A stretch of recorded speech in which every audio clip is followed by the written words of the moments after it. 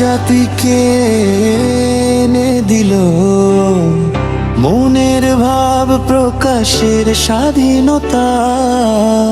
রফিক শফিক বরকত জব্বাররা প্রাণের বিনিময়ে দিল বাংলা ভাষা। এই অবদান আমরা কি ভুলতে পারি? আমার ভাইয়ের রক্তে রাঙানো 21শে ফেব্রুয়ারি।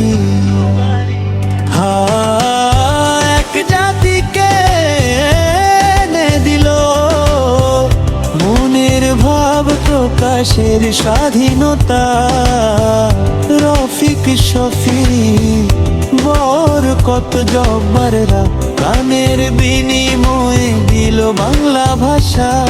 এই অবদান আমরা কি ভুলতে পারি?